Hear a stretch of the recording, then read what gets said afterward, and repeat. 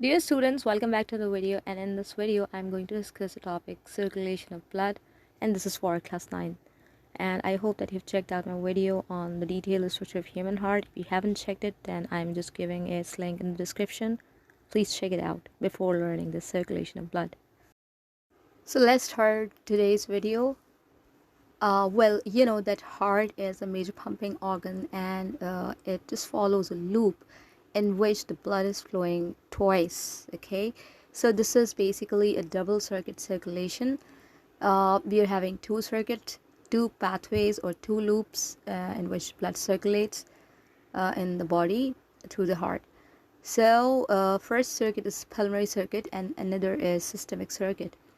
Well, pulmonary circuit is from right atrium to lungs and then to left atrium. And systemic circuit is from left ventricle to whole body and then to the right atrium back. So you will learn with the help of this diagram. You know that right atrium is the chamber that gets the deoxygenated blood from the superior vena cava and inferior vena cava. Superior vena cava or anterior vena cava is bringing the blood from brain and upper extremities and neck and head portion.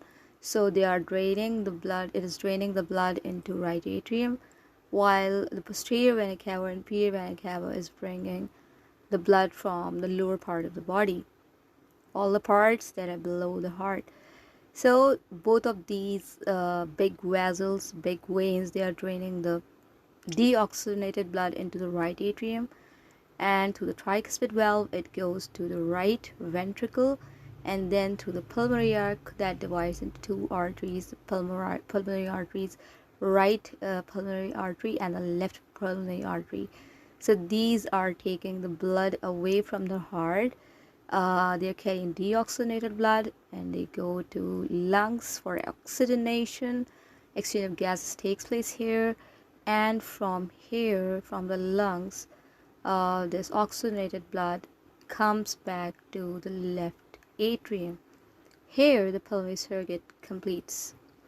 Now another circuit starts, which is a systemic circuit, so this left atrium drains its blood or pushes the blood to the left ventricle. Left ventricle on contraction pumps the blood to the biggest artery of our body, and this is the aorta. Aorta gives off multiple branches like brachial artery and subclavian artery, carotid artery. So these are supplying blood to the upper parts like brain and neck, head, and these upper extremities. Then it descends down here, dorsal aorta, and it also gives off a lot of branches like renal artery that is supplying blood to the kidney, hepatic artery that is supplying blood to the liver, and so on. So all even to these lower extremities, femoral artery is supplying blood to the lower part, your legs and foot. So this is how the blood, oxygenated blood, is supplied to all the parts, lower parts, to the dorsal aorta upon its division into different arteries that are going towards their target organs, and then in return the exchange of gases and nutrients takes place. So the deoxygenated blood from the tissues goes back to the veins, and they just unite together to form a big vein, and these drain blood into posterior vena cava, and from posterior vena cava and the superior vena cava, blood is drained back to the right atrium. This is how the systemic circuit completes. I hope that it added to your knowledge. If you like this video, hit the like button and subscribe to the channel.